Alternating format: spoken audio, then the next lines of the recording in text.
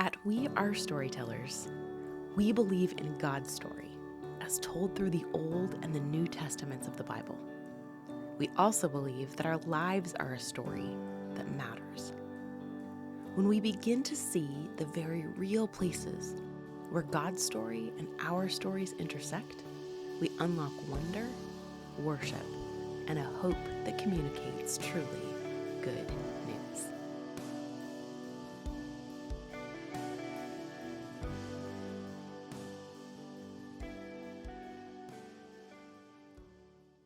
Today we're going to do things a little bit backwards. Instead of asking you questions and giving some thoughts at the end, I'm actually starting there. Because today's chapter is just one very long list of people's names and like a family line. And the weirder thing is, it repeats itself over and over, it seems. It's the same set of names in several different places. And I'm going to be honest, I don't know entirely why. But I do know that family lines are important when it comes to our spiritual life and our history as people. So remember that Genesis as a book is setting up who we are as humans and where we came from and what our relationship is to God and to each other. So in that space, it's really important who we came from and who came from whom and who's related to whom and why and how.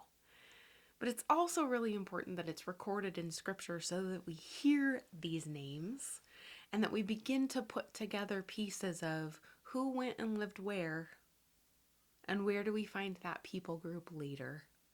So in some ways today, just let this list of people and names flow over you and don't worry about them too much. Familiarity is part of what we're trying to do by simply reading through Scripture. But if something does stand out, if a name or a person piques your interest or you think, I think I've heard of that before, write it down and let's try and begin making as many connections as we can. In the midst of that too, I just pray over all of us that we'll continue to hear from God who He has named us and how He feels our family line and legacy has begun and continued and will continue, where we kind of fit in the midst of this really giant family tree of humans that is now thousands and thousands of years old.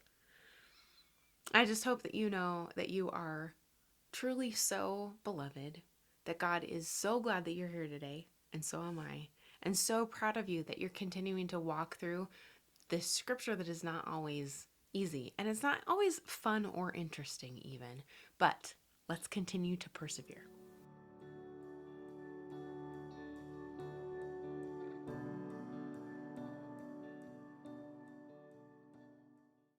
Today we are reading Genesis chapter 36.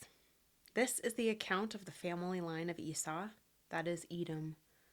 Esau took his wives from the women of Canaan, Adah, daughter of Elon the Hittite, and Oholibamah, daughter of Anna and granddaughter of Zibeon the Hivite. Also Basemath, daughter of Ishmael and sister of Nebaioth. Adah bore Eliphaz to Esau, Basemath bore Reuel, and Oholibamah bore Jeush, Jalam, and Korah. These were the sons of Esau who were born to him in Canaan.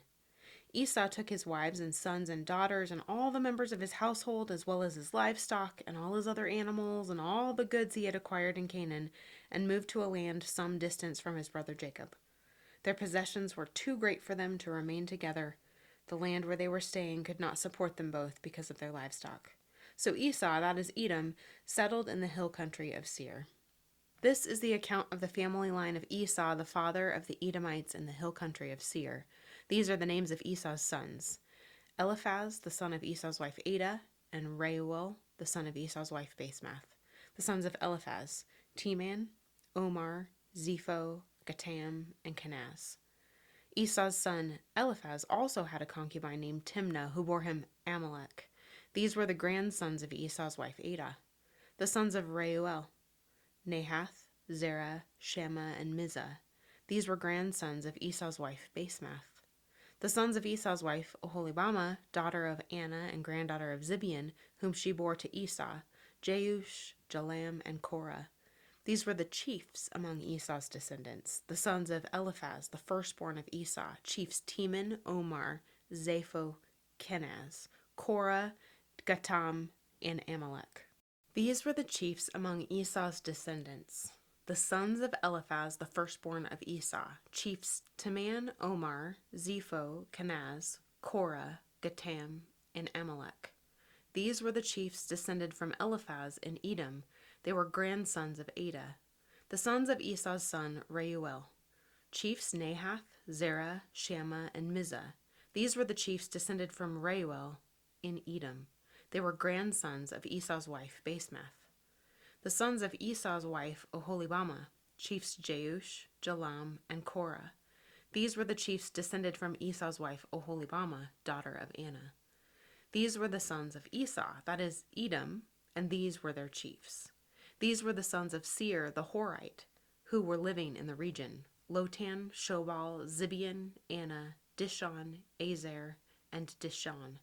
These sons of Seir in Edom were Horite chiefs. The sons of Lotan, Hori and Homam. Timnah was Lotan's sister. The sons of Shobal, Alvan, Mahanahath, Ebal, Shapho, and Onam. The sons of Zibeon, Aya, and Anna. This is the Anna who discovered the hot springs in the desert while he was grazing the donkeys of his father Zibeon. The children of Anna, Dishon and Oholibamah, daughter of Anna. The sons of Dishon, Himdan, Eshbon, Ithran, and Charon. The sons of Azer, Bilhon, Zavan, and Achan. The sons of Dishan, Uz, and Aran. These were the Horite chiefs: Lotan, Shobal, Zibeon, Anna, Dishon, Azer, and Dishon. These were the Horite chiefs according to their divisions in the land of Seir. These were the kings who reigned in Edom before any Israelite king reigned. Bela, son of Beor, became king of Edom. His city was named Dinhabah. When Bela died, Jobab, son of Zerah, from Basra, succeeded him as king. When Jobab died, Husham, from the land of the Temanites, succeeded him as king. When Husham died, Hadad, son of Bedad, who had defeated Midian in the country of Moab, succeeded him as king. His city was named Avith.